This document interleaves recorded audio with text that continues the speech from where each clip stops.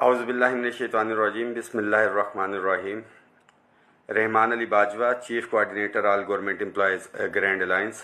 तमाम वफाकी व सूबाई मुलाजमीन को अस्सलाम वालेकुम। उम्मीद है आप सब खैरियत से होंगे।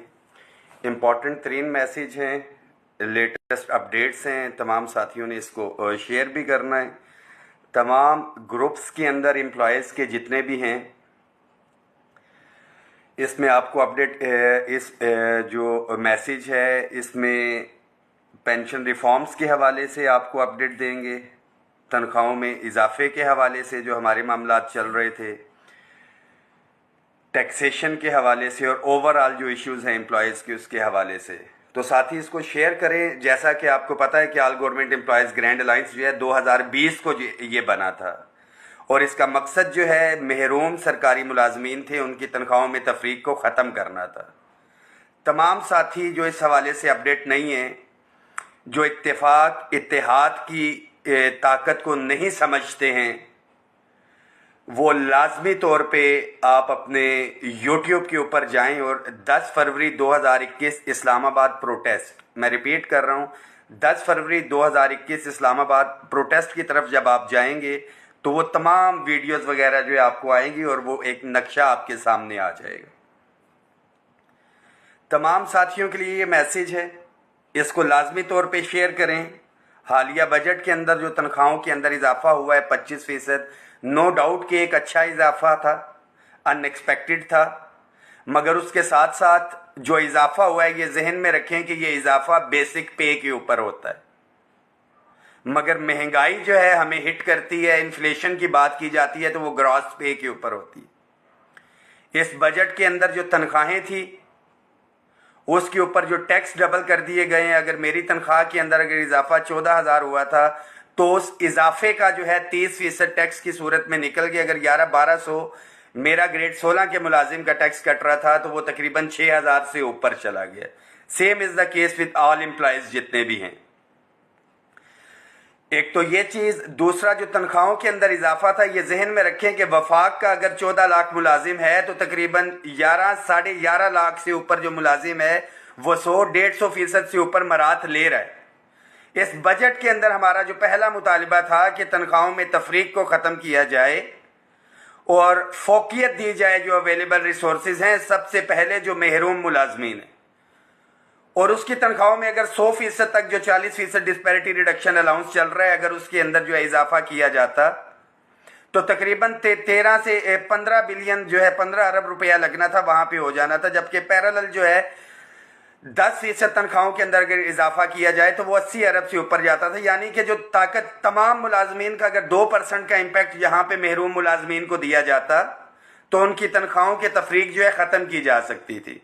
मगर जो 150% तनख्वाहों में इजाफा ले रहे थे, 230% ले रहे थे या 300-350% तक जो ले रहे थे, उनकी तनख्वाहों में भी वही इजाफा किया जो महरूम मुलाजमीन की तनख्वाहों में इजाफा किया गया।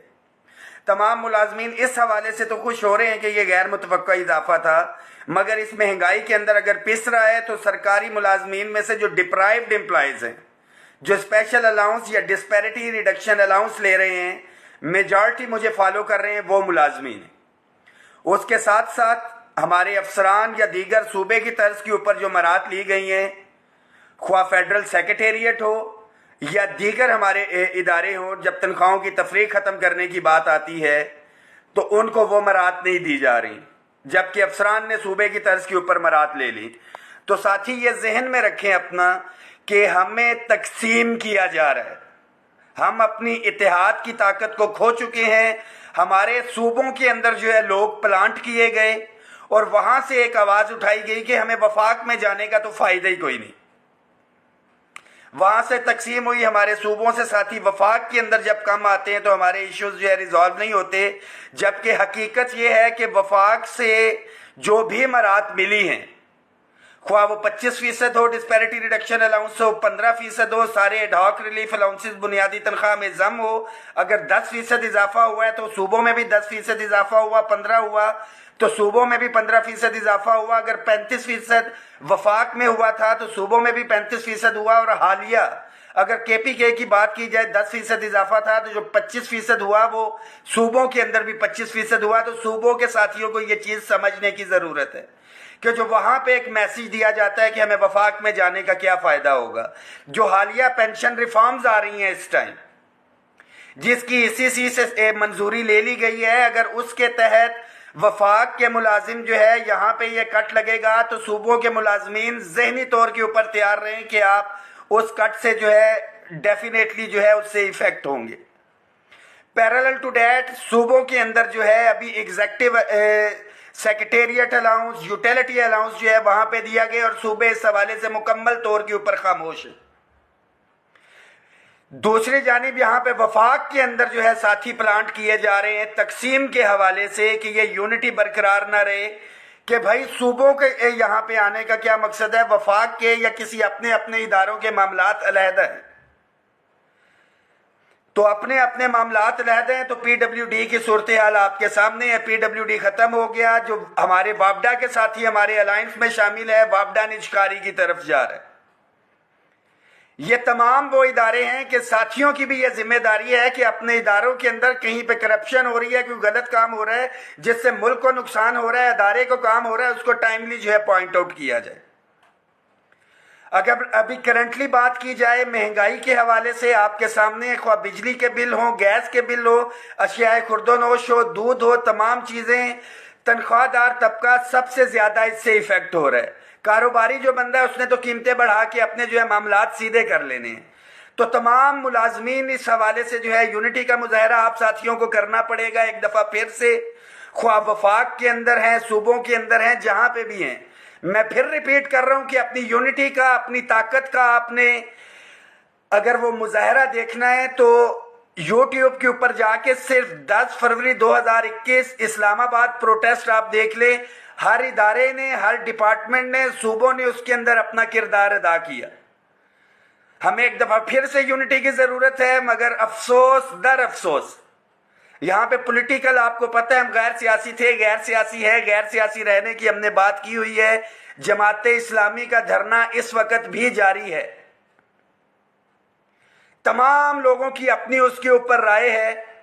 25 लाख इस्लामाबाद की आबादी है, तकरीबन 35 से 40 लाख जो है रावलपिंडी की आबादी है। कितने साथी उस धरने के अंदर गए? हुकूमत गिराने के लिए तो नहीं आए हुए हैं, वो तो जो जायज़ मुतालिबात हैं, हर उस पाकिस्तानी या इस्लामाबाद पिंडी के मुलाजिम हो या आम आवाम हो, बिजली का रोना तो रोया जा रहा है, मगर घरों से निकलने को हम तैयार नहीं है। सोशल मीडिया, फेसबुक के ऊपर बैठ के, दफातर में बैठ के, कॉर्नर्स पे बैठ के, खोखों पे बैठ के, होटलों पे बैठ के हम बड़ी बड़ी डिमांडें, ख्वाहिशें और प्लानिंग्स तो कर रहे हैं। जब तक अमली तौर के ऊपर इकट्ठे हो के हम बाहर नहीं निकलेंगे, हमारे इश्यूज रिजॉल्व नहीं होंगे। वफाकी मुलाजमीन की अपग्रेडेशन हो सूबों की तर्ज के ऊपर, क्लास 4 को जो 2-2 स्केल दिए गए उनको हायरिंग या दीगर मराहत नहीं दी जा रही, हमें साथियों को उस हवाले से निकलना पड़ेगा। क्लैरिकल्स के जो हमारा यूडीसी है, असिस्टेंट है, उनके स्केल्स उस तरह से नहीं हुए। तमाम वो मुलाजमीन जो अपनी रेगुलराइजेशन का इंतजार कर रहे हैं, एजेंडे के ऊपर चीजें होती है, मगर जब बाहर निकलने की बारी आती है तो मुट्ठी भर, दर्जन या चंद सौ साथी होते। तो तमाम सूबों में इंडिविजुअल हमारे इश्यूज इस तरह के क्रिएट किए गए हैं कि सूबों के अंदर जो है स्टक होना पड़ रहा है। डेफिनेटली वो चीज़ें तो है ही हैं, हमें इज्तिमाई तौर पे तनख्वाहों की तफरीक के हवाले से बाहर एक दफ़ा फिर से निकलना पड़ेगा। इस हालिया बजट के अंदर भी आपको पता है कि गर्मी थी, सारे मामलात जब हम निगोशिएशन में थे तो हमारे साथी जो है पीछे से 25% के इजाफे का जब सुना, हमारे सूबाई साथी उस तैयारी के साथ नहीं आए थे, तो हमें अपना एहतजाज या धरना जो है वो मौखर करना पड़ा। हम गवर्नमेंट के साथ निगोशिएशंस में हैं। राना सनाउल्लाह साहब की कमेटी जो बनाई गई थी, राना सनाउल्लाह साहब मुल्क से बाहर हैं, जैसे ही आते हैं हमारी मीटिंग उनके साथ शेड्यूल्ड है। साथी ये जहन में रखें, अगर उस 1-2 मीटिंग के अंदर जो है विद इन ये 15 to 20 डेज के अंदर चीजें जो है वो फाइनलाइज हो जाएंगी। अगर पॉजिटिविटी इश्यूज रिजॉल्व होते हुए नजर आए तो बिल्कुल ठीक, बसूरत दीगर डेफिनेटली हमें जो है घरों से बाहर निकलना पड़ेगा। तमाम साथी आपस में कोऑर्डिनेशन रखें, यूनिटी रखें, बगैर यूनिटी के जो है कोई मामलात ना पहले हल हुए हैं ना आइंदा हल होंगे। हर साथी बिजली का बिल का रोना, गैस के बिल का रोना, किराया, ये सारे के सारे मामलात अपनी जगह पे हैं, मगर जब यूनिटी के साथ बाहर निकलने की बारी आती है तो डर, खौफ, सुस्ती हमारे ऊपर जो है वो हाइल होती है। सैलरीड क्लास सिर्फ ये सरकारी मुलाजमीन का इशू नहीं है, मैं बार बार कह रहा हूं, इस मैसेज को शेयर करें, ये आम पब्लिक का भी इशू है। ये आम जो सरकारी जो प्राइवेट इदारों के लोग हैं वो भी अगर हमारा साथ इसके अंदर देंगे, और हमारे लिए साथ नहीं देना, उन्होंने अपनी जात के लिए निकलना है। को पॉलिटिकल इसको इशू बना के हर साथी को वहां पे जाना चाहिए था जमात इस्लामी के धरने के अंदर। डेफिनेटली हमारा एक अलायंस है, हमारे साथी इंडिविजुअल तौर के ऊपर जा भी रहे हैं, मगर सारे मामलात हैं बीइंग नॉन पॉलिटिकल होते हुए हमारे कुछ मामलात में हाथ बंधे हुए हैं। तमाम साथी भरपूर तैयारी रखें। पाकिस्तान भर के जितने भी साथी हैं, मैं हमेशा से एक बात कहता हूं कि मुत्तहिद हो तो बदल डालो निज़ामे गुलशन, मुंतशिर हो तो मरो शोर, मचाते क्यों हो। ये तफरीक खत्म होगी तो फिर ही मामलात हल होंगे। इस वक्त सबसे पिसा हुआ तबका है तो ग्रेड 1 से 16 का मुलाजिम है, और ग्रेड 1 से 16 के अंदर भी जो एक कैटेगरी है जो महरूम मुलाजमीन है, जो गवर्नमेंट ने एडमिट किया हुआ है। आइन का आर्टिकल 25 और 38 ये कहता है कि डिस्पैरिटी, तफरीक नहीं होनी चाहिए।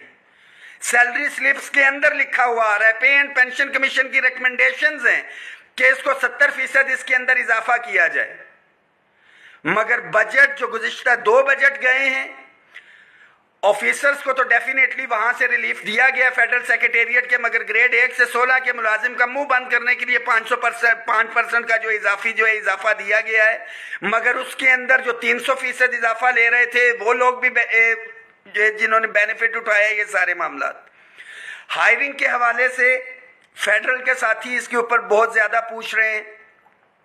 उसके हवाले से बताता चलूं कि समरी जो है वो भेजी गई थी पीडब्ल्यूडी के लिए, असेसमेंट के लिए।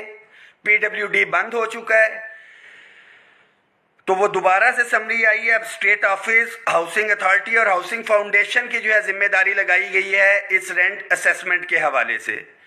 तो तमाम साथी आपस में कोऑर्डिनेशन रखें। जहां तक ये मैसेज पहुंचा सकते हैं टैक्सेस के हवाले से, खास तौर के ऊपर तनख्वाहों में तफरीक के खात्मे के हवाले से, और ग्रेड 1 से 16 के मुलाजमीन की जो अपग्रेडेशन है, और ग्रेड 1 से 16 का ही मुलाजिम है जो रेगुलराइजेशन का इंतजार कर रहा है। 10-10, 15-15, 20-20, 30-30 साल जो है इसके हो गए हैं। बिजली का बिल जो है भरना इंतहाई मुश्किल हो चुका है। सरकारी मुलाजिम, आम मुलाजिम तो है ही है, सरकारी मुलाजिम जो है उसका जीना मुहाल है। और ये एक ही सूरत के अंदर हो सकेगा कि जब इत्तेफाक, इत्तेहाद के साथ आप निकलेंगे। बसूरत दीगर इंडिविजुअल इश्यूज के ऊपर जिधर जिधर साथी निकल रहे हैं उनके खिलाफ कानूनी कार्रवाइयां भी हो रही हैं, सारे मामलात हो रहे हैं। तो इकट्ठे होकर जब हम निकलेंगे तो ना कोई कानूनी कार्रवाई है ना कुछ है। एक दफा फिर से मुत्तहिद हो तो बदल डालो निज़ामे गुलशन, मुंतशिर हो तो मरो शोर, मचाते क्यों। इस मैसेज को तमाम साथी शेयर करें। टैक्सेस, तनख्वाहों में तफरीक का जो इशू है, पेंशन रिफॉर्म्स, ये हमारे कलेक्टिव इश्यूज हैं। हमें इंडिविजुअल इश्यूज के अंदर तो उलझाया जा रहा है। कभी स्कूलों की निजकारी की तरफ ले जाते हैं, प्राइवेटाइजेशन की तरफ इदारों के ले जाते हैं, उनको इंगेज कर रहे हैं। लिव इन कैशमेंट का इशू जो है मोहतरमा मरियम नवाज शरीफ साहिबा ने हमसे एक कमिटमेंट की हुई थी, अभी तक उसको पूरा नहीं किया। हमारा मुतालबा है, लास्ट हमारा प्रोटेस्ट भी हुआ है 25 जुलाई को। साथियों के लिए सिर्फ एक मैसेज है कि घरों में बैठ के, सोशल मीडिया के ऊपर बैठ के अगर आप कहेंगे कि आपके मसाइल हल हो जाएंगे तो वो कतई नहीं होंगे। मसाइल हल कहाँ पे होंगे? 10 फरवरी 2021 इस्लामाबाद प्रोटेस्ट, आप जो है यूट्यूब के ऊपर सर्च कर लें, आपको आपकी ताकत का अंदाजा हो जाएगा। वो ताकत का मुजाहरा हमें पुरअमन रहते हुए दोबारा से करना है तो हमारे इश्यूज जो है रिजॉल्व होंगे और फैसला कुन धरने की तरफ हमें मुलाजमीन को जाना पड़ेगा। घरों में जलील होने की बजाय, खानदानों में जलील होने की बजाय, जिन दुकानों पे उधार चल रहे हैं वहां पे जलील होने की बजाय अमली तौर के ऊपर हमें यूनिटी, इत्तेफाक, इत्तेहाद के साथ बाहर आना होगा। और जो लोग तकसीम की बात कर रहे हैं उनको जो है डिस्करेज करना होगा। बहुत शुक्रिया।